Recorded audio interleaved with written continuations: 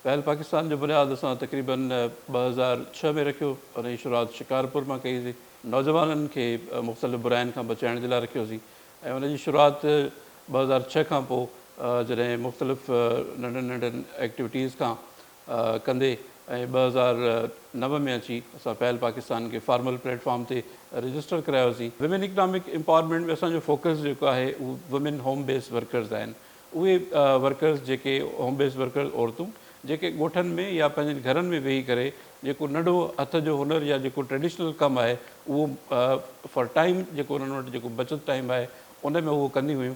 असां उनखे हिकिड़े फॉर्मल तरीक़े सां उनखे वठूं पिया ऐं असां चाहियूं पिया त पाकिस्तान जी जेका इकोनॉमी आहे, जेका पाकिस्तान जी GDP आहे, इन्हनि सभिनी जेके लखे जेके औरतूं पाकिस्तान में मौजूदु आहिनि उन्हनि जी जेको कंट्रीब्यूशन आहे पाकिस्तान जी इकोनॉमी में, उहो उनखे पाकिस्तान जी इकोनॉमी या इकोनॉमिस्ट उनखे इनफॉर्मल इकोनॉमी तौरु वठंदा आहिनि।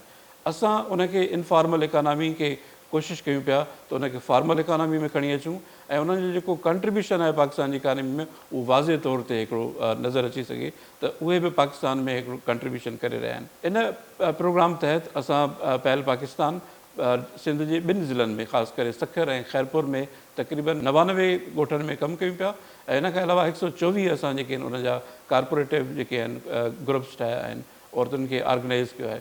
इन खां अलावा असां उन्हनि जी जेकी एग्ज़िस्टिंग जेका उन्हनि जी जेका कैपेसिटी आहे, मिसाल तौरु का जेको अॻु में जेकॾहिं उन वटि हैंड एम्ब्रॉयडरी जो ट्रेड आहे या उन वटि जेकॾहिं बास्केटरी जो ट्रेड आहे, इहे सभु शयूं आहिनि त उन्हनि खे वधीक बहितर कीअं थो बणाए सघिजे। असांजी कोशिशि इहा हुई त इहे स्किल त ऑलरेडी ट्रेडिशनली कल्चरली असांजी औरतुनि वटि मौजूदु आहिनि, पर असां चाहियूं था त इनखे जेका जदीद मार्केट आहे या जदीद जेका मार्केट जी घुर्ज आहे उन सां कीअं जेको आहे सो मिलाए सघिजे थो। उन में असांजी कोशिशि इहा रही आहे त इन्हनि स्किल्स खे पॉलिश करण जे लाइ असां उन्हनि जी जेको आहे कैपेसिटी बिल्डिंग त न चइजे, पर असां उन्हनि जी जेके स्किल्स आहिनि उन्हनि खे पॉलिश करण जी कोशिशि कई आहे। असां इहा कोशिशि कईसीं त उन्हनि जेके मौजूदा जेके उन्हनि जूं सलाहियतूं आहिनि उन्हनि खे वधीक मार्केट जे घुर्जनि मुताबिक़ उनखे इम्प्रूव कजे त जीअं मार्केट जी जेकी डिमांड आहे उन्हनि खे मीट करे सघे। असां उन में इहो कयो आहे त 5 ॾींहंनि जी असां उन्हनि खे वोकेशनल ट्रेनिंग्स असां करायूं आहिनि। उन्हनि वोकेशनल ट्रेनिंग्स में असां जेके मुख़्तलिफ़ ट्रेड्स आहिनि जंहिंमें असांजा 2 ट्रेड वैल्यू चेन जा बि आहिनि। मिसाल तौरु असांजो हीउ जेको ख़ितो आहे, जेको रीजन आहे, इन में जेके खजी आहे उनजी प्रोडक्शन तमामु घणी आहे। सो उन खजी मां जेके हिकु त खजी या ॾोको या छुहारो या जेको आहे माना खारक, इहे 3 त उनजा मेन प्रोडक्ट आहिनि ई आहिनि, पर दुनिया इन खां अलावा केतिरा ई उनजा बाए प्रोडक्ट्स ठाहे पई। जीअं असां जेको आहे उनजे खजी जे पर मां जेको आहे मुख़्तलिफ़ प्रोडक्ट्स ठाहियूं पिया ऐं इन खां अलावा जेका खारक आहे या जेको छुहारो आहे उन मां मुख़्तलिफ़ शयूं ठाहियूं पिया। मिसाल तौरु उन मां जेके आहिनि असां पंहिंजो जेके एनर्जी सां रिलेटेड जेके आहिनि उहे एनर्जी बार ठाहियूं पिया।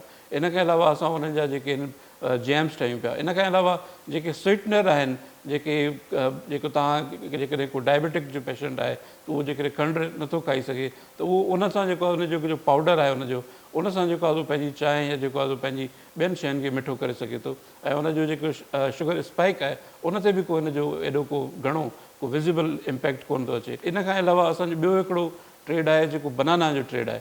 उन बनाना में असां जेको आहे सो माना फाइबर ठाहियूं पिया, धाॻो ठहे पियो, उन मां धाॻे मां कपिड़ो ठहे पियो, कपिड़े मां वरी मुख़्तलिफ़ शयूं ठहनि पियूं, उन्हनि धाॻे मां वरी जेके आहिनि रसा ठहनि पिया या जेके ॿियूं इन खां अलावा बैंगल्स ठहनि पिया, कंगण, हथ जा कंगण या ॿियूं फैंसी शयूं जेके आहिनि या इन खां अलावा जेके डेकोरेशन जा आइटम्स आहिनि घरनि में, लग्ज़री आइटम्स, उहे इन मां ठहनि पिया। सो असां जेको बनाना जो वेस्ट आहे उनखे ज़ीरो करण ते माना उनजी कोशिशि कयूं पिया। उहे बनानास जेके वेस्ट हूंदा आहिनि उन्हनि खे असां जेको आहे प्रोडक्ट में जेको आहे कयूं पिया। इन खां अलावा बनाना जेके पन आहिनि उन्हनि मां सां ई जेके तव्हांखे मूं ॿुधाया त असां जेके उन मां जेको रसोई ठाहिण जा या इन लाइ थ्रेड ठाहियूं पिया ऐं फाइबर ठहे पियो। इनखे बहितर करण जे लाइ असां न सिर्फ़ु असांजी जेके टीम आहे पहल पाकिस्तान जी उन्हनि कमु कयो आहे, बल्कि असां इन सां गॾु जेको आहे सो असां हिकिड़ो MOU साइन कयोसीं अरोड़ यूनिवर्सिटी सां, जेका आहिनि असांजे रीजन में तमामु हिकिड़ी ज़बरदस्त यूनिवर्सिटी जेका आर्ट ते, फाइन आर्ट ते, ॿियनि शयुनि ते कमु करे पई ऐं आर्ट्स एंड डिज़ाइन डिपार्टमेंट आहे। उन सां असां गॾिजी करे जेको आहे इन्हनि औरतुनि खे, उहे औरतूं जेके स्कूल ई न वयूं उन्हनि खे असां यूनिवर्सिटी पिया खणी अचूं। उहे डेली यूनिवर्सिटी अचनि पियूं, उते यूनिवर्सिटी में असां उन्हनि जे लाइ प्रोडक्शन यूनिट इस्टेब्लिश कया आहिनि, उते उन्हनि जी तरबियत जे लाइ जेको आहे सो असां उन्हनि जे लाइ वोकिया प्रोवाइड कया आहिनि त जीअं उन्हनि जी यूनिवर्सिटी जे लेवल जा जेके प्रोफेसर्स आहिनि, जेके ॿाहिरां खां पढ़ियल PhD होल्डर आहिनि, उहे उन्हनि खे ॿुधाइनि त कलर कॉम्बिनेशन कीअं हूंदो। अॼुकल्ह मार्केट जी जेके डिमांड आहे, उहा मार्केट जी डिमांड छा आहे, उन डिमांड खे मिलाइण जे लाइ असां उन्हनि खे उन्हनि सां लिंक कयो आहे। इन खां अलावा अॼु जे जदीद दौर में हर को सोचींदो आहे त जेकॾहिं हाणे मूं वटि का प्रोडक्ट आहे त इन जे लाइ मूंखे को दुकानु खोलणु खपे, ऐं ज़ाहिर आहे उन दुकान जे लाइ तव्हांखे इन्वेस्टमेंट खपे। तव्हां उन दुकानु खोलण जे लाइ वरी तव्हां किथां न किथां कर्ज़ु वठंदा ऐं वरी कर्ज़ी थी वेंदा जेकॾहिं उहो दुकानु नथो हले त। तंहिंजे करे अॼु जदीद दौर में तव्हांखे दुकानु किराए ते वठण जी ज़रूरत ई कोन्हे का। जदीद दौर में तव्हां वटि मीडिया जा प्लेटफॉर्म, सोशल मीडिया जा प्लेटफॉर्म मौजूदु आहिनि जेके फ्री आहिनि। जीअं तव्हां वटि इंस्टा आहे, जीअं तव्हां वटि फेसबुक आहे, ॿिया खोड़ सारा अहिड़े क़िस्म जा जेके प्लेटफॉर्म्स आहिनि उहे मौजूदु आहिनि। असां हिननि जी जेका ॿी ट्रेनिंग आहे, तरबियत आहे, उहा असां डिजिटल लिटरेसी ते कराई आहे। डिजिटल लिटरेसी ई मार्केटिंग ते कराई आहे।